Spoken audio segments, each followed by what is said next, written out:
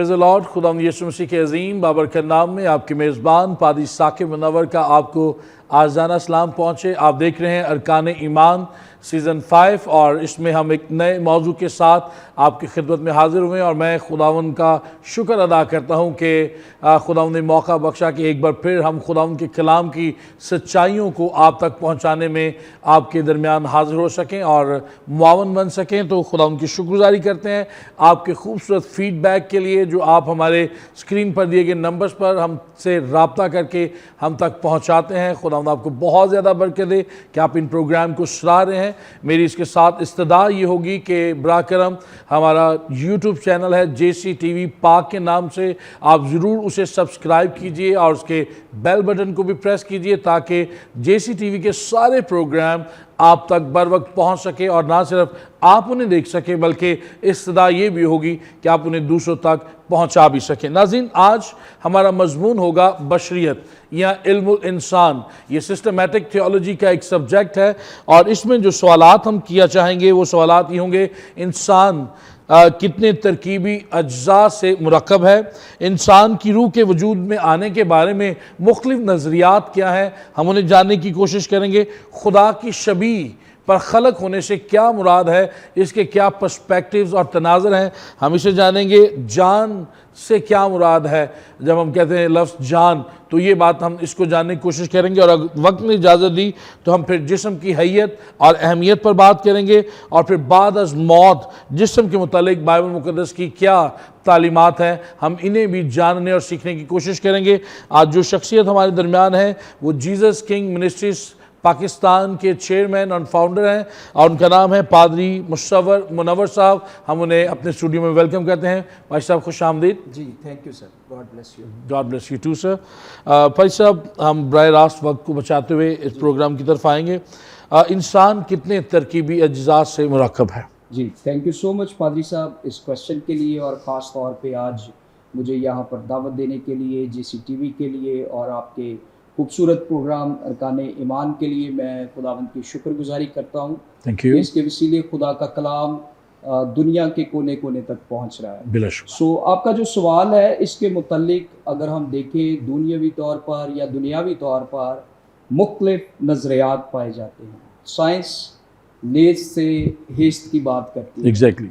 और अगर हम देखें तो नज़रिया इर्तिका भी मौजूद है और उसको जब हम देखते हैं तो वो हमें ये बताता है कि इंसान जो है वो किसी मादा या जानवर की इर्तिकाई शक्ल है। मज़ाहब की अपनी अपनी तालीमात है, लेकिन मैं समझता हूँ कि इसका सबसे खूबसूरत जवाब तलाश करने के लिए हमें खालिक से रुजू करना होगा, खुदा से रुजू करना होगा जिसने इंसान को बनाया है। बिल्कुल। और उसके लिए खुदा का कलाम जो बाइबल मुक़द्दस खुदा के मुँह की बातें हैं ये हमारी रहनुमाई फरमाती है कि इंसान जो है वो कैसे बना या कितने अज्जा का मुरक्कब है। इसके मुतालिक उल्मा के दो ख़यालात या दो आरा मौजूद हैं। नंबर 1, पहला ख्याल, इंसान 2 अज्जा का मुरक्कब है और इसमें जो ख्याल पेश किया जाता है वो ये है कि वो रूह और बदन का मुरक्कब है और फिर बाज़ हवाला जात में आया है कि वो बदन और जान, यानी यहाँ पर रूह और जान को एक ही कंसीडर किया जाता है या एक ही तसव्वुर किया जाता है और ख्याल ये है कि बदन और रूह या जान, तो 2 मुरक्कब जो हैं उसके साथ इंसान वजूद में आया है। और इसके लिए जो हवाले पेश किए जाते हैं वो मुक़द्दस मत्ती की मार्फत लिखी गई पाक अंजील उसका 6वां बाब और उसकी 25वीं आयत, मैं इसको पढ़ना चाहूँगा। लिखा है, प्लीज़, इसलिए मैं तुमसे कहता हूँ कि अपनी जान की फिक्र ना करना कि हम क्या खाएंगे या क्या पिएंगे और ना अपने बदन की कि क्या पहनेंगे। क्या जान खुराक से और बदन पोशाक से बढ़कर नहीं? तो इस आयत को लेते हुए ये बात या ये ख्याल सामने आता है कि यहाँ पर सिर्फ जान का और बदन का जिक्र है, यानी जान का, और जिसे रूह भी तस्वुर किया जाता है, जान रूह का तस्वुर है और बदन का, यानी 2 मुरक्कब हमें मिलते हैं। और इसके बाद एक और हवाला जो इसके लिए पेश किया जाता है वो मुक़द्दस मत्ती की मार्फत لکھی گئی انجیل اس کا 10واں باب اور اس کی 28ویں آیت، اور یہاں پر لکھا ہے جو بدن کو قتل کرتے ہیں اور روح کو قتل نہیں کر سکتے ان سے نہ ڈرو، بلکہ اسی سے ڈرو جو روح اور بدن دونوں کو جہنم میں ہلاک کر سکتا ہے۔ بے شک۔ سو پہلے حوالے میں ہم دیکھیں تو وہاں پر روح کی جگہ جان ہے۔ اس حوالے میں ہم دیکھیں تو یہاں پر جان کا لفظ نہیں ہے بلکہ یہاں پر روح کا لفظ ہے۔ اس کا مطلب یہ ہے کہ اردو جو ٹرانسلیشن ہے یا اردو ترجمہ ہے، یہاں پر بہت سی جگہوں پر روح اور جان ان کو ایک ہی تصور کیا گیا ہے، اور بعض دفعہ جان کی جگہ روح اور روح کی جگہ جان کا ترجمہ جو ہے یعنی انہیں مترادفات کے طور پر استعمال جی کیا بالکل۔ اور اس کے لیے ایک اور جو بڑا خاص حوالہ پیش کیا جاتا ہے وہ وائس کی کتاب اس کے 12ویں باب اس کی 7ویں آیت میں، وہاں پر لکھا ہے خاک خاک سے جا ملے اور روح خدا کے پاس جسے اس نے بھیجا تھا۔ اگین یہاں پر بدن اور روح کی بات ہے۔ سو اس کے علاوہ بھی بہت سارے حوالہ جات ہیں جن کو پیش کر کے یہ پہلا نظریہ سامنے آتا ہے یا پہلا تصور سامنے آتا ہے، اور کہا جاتا ہے کہ انسان جو ہے وہ 2 اجزاء کا مرکب ہے، اور وہ ہے بدن اور روح یا جان۔ اس کے علاوہ جو دوسرا خیال ہے اس کے مطابق انسان جو ہے وہ 3 اجزاء کا مرکب ہے، یعنی بدن، روح اور جان۔ وہ اس نظریے میں تینوں کو جو علماء ہیں وہ الگ تصور کرتے ہیں، وہ کہتے ہیں بدن الگ ہے، جان الگ ہے، اور روح جو ہے وہ ایک الگ حصہ ہے، اور ان تینوں کو ملا کر خداوند نے انسان کو بنایا ہے۔ اس کے لیے جو حوالے پیش کیے جاتے ہیں وہ پہلا تسالونیکیوں اس کا 5واں باب اور اس کی 23ویں آیت، اور یہاں پر لکھا ہے خدا جو اطمینان کا چشمہ ہے آپ ہی تم کو بالکل پاک کرے، اور تمہاری روح اور جان اور بدن ہمارے خداوند یسوع مسیح کے آنے تک پورے اور بے عیب محفوظ رہیں۔ تو علماء کا خیال ہے جو اس خیال کے ساتھ متفق ہیں کہ انسان 3 اجزاء کا مرکب ہے، وہ کہتے ہیں کہ یہ آیت جو ہے یہ بڑی واضح ہے، اور یہاں پر بڑے واضح یعنی ڈفرنس پیش کیا گیا ہے اور بتایا گیا ہے روح، جان اور بدن۔ اس کے علاوہ ایک اور جو اس کے حق میں یا دلیل میں حوالہ پیش کیا جاتا ہے وہ عبرانیوں کا خط اس کا 4واں باب اور اس کی 12ویں آیت لکھا ہے کیونکہ خدا کا کلام زندہ اور مؤثر اور ہر ایک 2 دھاری تلوار سے زیادہ تیز اور جان اور روح اور بند اور گودے کو جدا کر کے گزر جاتا ہے۔ یعنی اگین یہاں پر جان، روح اور بدن کی بات کی گئی ہے۔ سو ان 2 حوالہ جات کو استعمال کرتے ہوئے علماء کا خیال ہے کہ انسان جو ہے وہ 3 اجزاء کا مرکب ہے، یعنی بدن، روح اور جان۔ شکریہ بھائی صاحب، یہاں پہ میں اسی سوال کو روک کے ایک نئے فیروز میں کرنا چاہوں گا۔ میں اکثر آپ نے بھی پڑھی ہیں کتابیں پادری ڈاکٹر اسلم ضیائی صاحب کی، انبیاء اصغر پر انہوں نے اپنی اور پرانے عہد ناموں پہ بہت زیادہ تحقیق کر کے انہوں نے ان چند کتب کو تحریر کیا اور ہم ان کے شکر گزار ہیں۔ وہ اکثر ایک رویہ یا ان کا طرز تحریر یہ تھا کہ وہ مختلف علماء یا مختلف نظریات کی تعلیمات کو بیان کرتے تھے اور آخر میں بیان کرتے تھے پر میرا یہ نظریہ ہے۔ تو آپ اس میں سے کس کے ساتھ جاتے ہیں؟ اور دوسرا ایک اس کے ساتھ اٹیچ سوال یہ ہے کہ زیادہ تر علماء 2 یا 3 کس والے نظریے کو مانتے ہیں؟ اس میں اگر ہم دیکھیں، پہلے تو میں اپنی بات کروں گا کہ میں جس کے ساتھ متفق ہوں وہ سیکنڈ جو نظریہ ہے کہ انسان روح، جان اور بدن اس کا مرکب ہے۔ میری ذاتی رائے میں میرا خیال ہے کہ یہ بالکل ٹھیک نظریہ ہے۔ اور اس کے علاوہ اگر دیکھا جائے تو اس میں تعداد اگر آپ کہیں علماء کی تو وہ شاید میں بہتر طور پہ نہ بتا سکوں، لیکن ایک ڈویژن ہے زیادہ تر، لیکن جو میری نظر سے علماء گزرے ہیں وہ اسی بات سے متفق ہیں کہ انسان 3 اجزاء کا مرکب ہے، اور یہ خیال زیادہ غالب ہے۔ بہت شکریہ، بہت شکریہ ناظرین، پادری صاحب نے بڑی خوبصورتی کے ساتھ اس کو بیان کیا، یاد رکھیے گا۔ اس کے علاوہ بھی چند حوالہ جات ہیں اب پرانے اور نئے دونوں عہود سے، اور میں شکر گزار ہوں پادری صاحب نے جب 2 کے مرکب والے نظریے یا تعلیم کو پیش کیا تو انہوں نے پرانے اور نئے دونوں عہود سے ان کے حوالہ جات ہمارے سامنے رکھے ہیں، اور جو 3 والے ہیں یعنی جو 3 اجزاء یعنی جان، جسم اور روح کو مانتے ہیں، اس کے تناظر میں زبور 16 اس کی 10ویں آیت مبارکہ मुक़द्दस मत्ती की इंजील उसके 16वें बाब की 26वीं आयत मुबारका, फिर रोमियो 6ठे बाब की 6ठी आयत 12वीं आयत से 13वीं आयत, और फिर पहला करंथियों उसके दूसरे बाब की 13वीं से 20वीं आयत, और फिर तसल्लुनीकियों का हवाला उन्होंने खुद दिया। लेकिन याद रखिएगा ये सब कुछ हमारा पूरा बदन, जान, जिस्म, हम कामिल बशरियत के साथ आखिरी दिनों में अगर हम मसीह में ईमान रखते हुए सोए हैं तो हम दोबारा से जाग जाएंगे, कामिल बशरियत के साथ हम जलाली बदनों में आएंगे और हम खुदा उनके साथ होंगे अब्दियत में। ये हमारा ईमान है। भाई सब इंसान की रूह के वजूद में आने के बारे में कौन से नज़रिए पेश किए जाते हैं? बहुत सारे हैं, लेकिन मुख्तसरन हम अगर बयान कर सकें या जान सकें। पादरी साहब, इसके मुतालिक भी 3 नज़रियात हैं जो मैं आपके साथ शेयर करूँगा। इसमें पहला जो नज़रिया है वो प्री एग्जिस्टेंस का है, यानी रूह अज़ल से है या खुदा ने रूह को अज़ली तौर पर बनाया है या पहले से मौजूद है। इसके मुताबिक हर इंसान की रूह उस शख्स के वजूद में आने से पेशतर ही वजूद रखती है, यानी खुदा ने उसे पहले से ही तख्लीक किया है या वो अज़ल से है, और फिर जब इंसान को बनाया जाता है, और एक नज़रिया इसी में वो नज़रिया शामिल है, और वो समझते हैं कि वो रूह जो है वो मुख्तलिफ बदनों या हालतों से होती हुई इंसान में दाखिल होती है या इंसान में शामिल हो जाती है। लेकिन बाइबल मुक़द्दस के जो ज़्यादातर उलमा हैं वो इस नज़रिए की नफ़ी करते हैं और इसके साथ मुत्फ़िक नहीं हैं, क्योंकि अज़ली रूह सिर्फ़ खुदा का है और खुदा ही है जो अज़ल से हो सकता है। इंसान की रूह जो है वो अज़ल से नहीं हो सकती।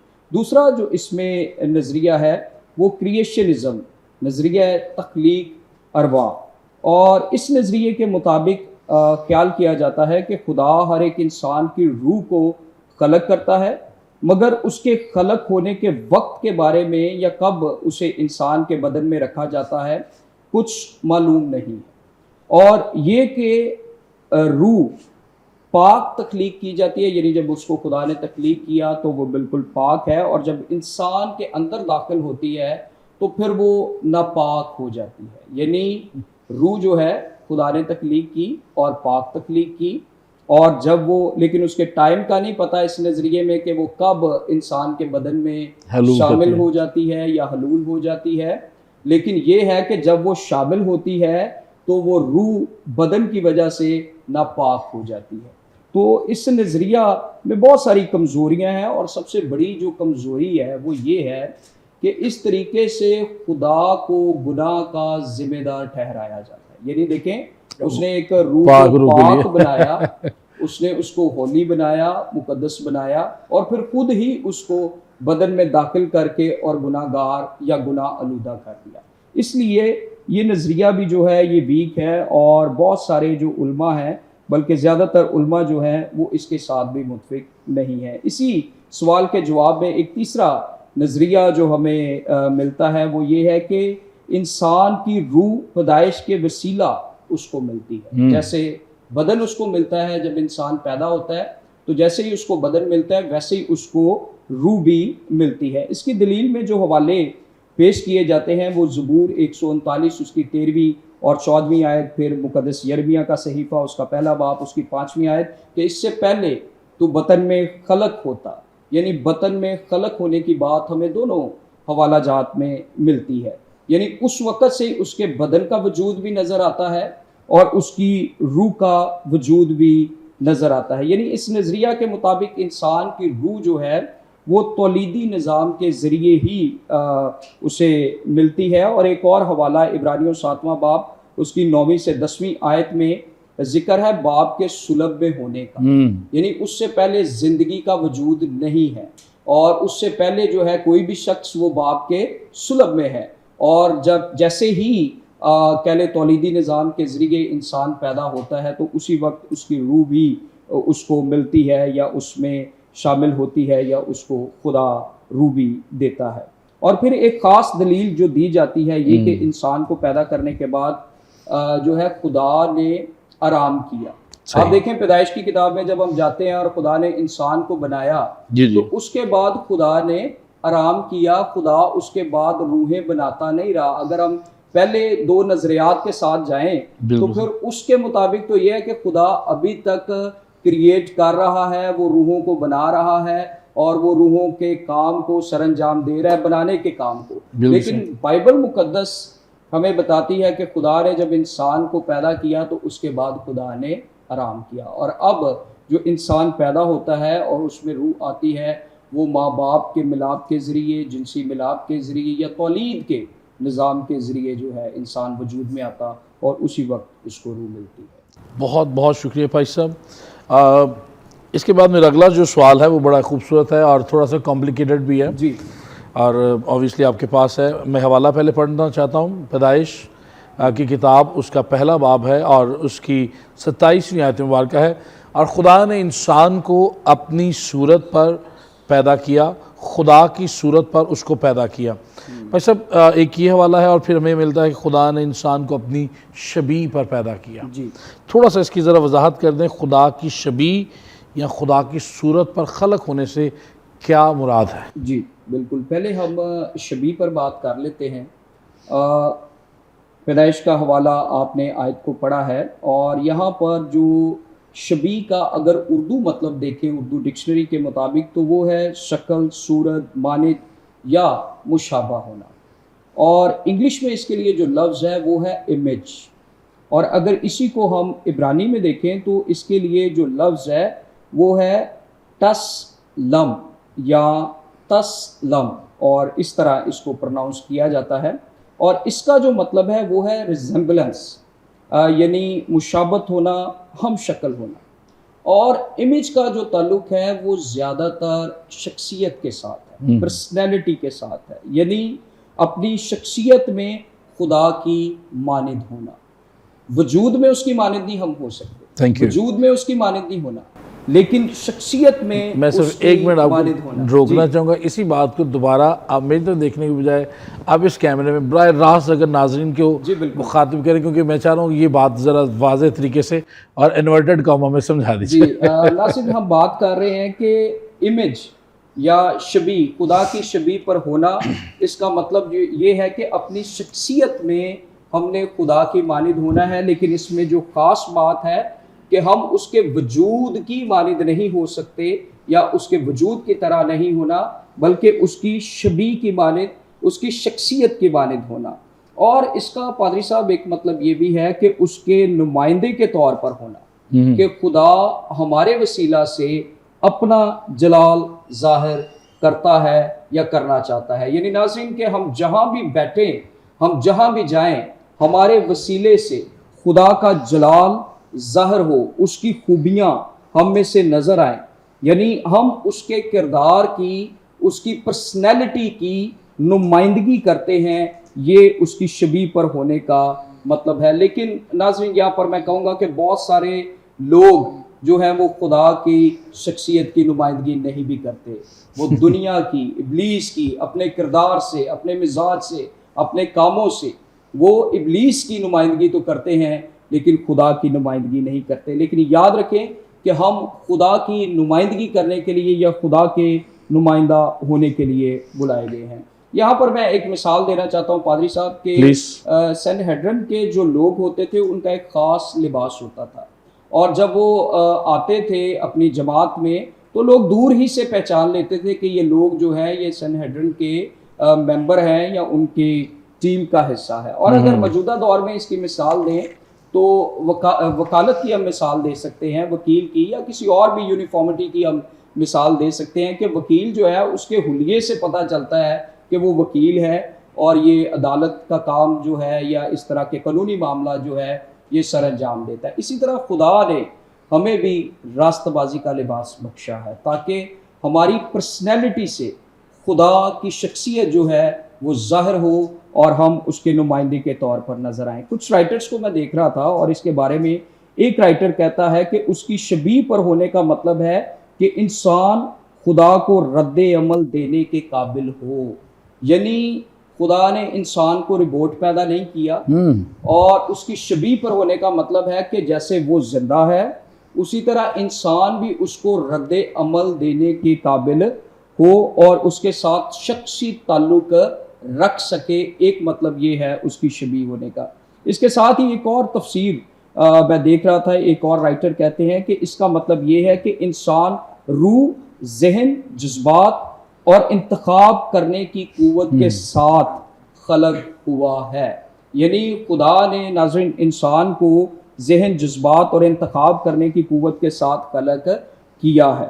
اور خدا بھی اگر دیکھیں تو خدا روح ہے اور اس میں عقل ہے، جذبات ہیں اور اس کی مرضی ہے، تو اس کی امیج پر ہونے کا ایک مطلب یہ بھی ہے۔ اس کے علاوہ ایک اور جو مطلب ہے وہ یہ ہے کہ خدا کی ذات میں ہمیں 3 اقنوم نظر آتے ہیں، خدا باپ، خدا بیٹا، خدا روح القدس۔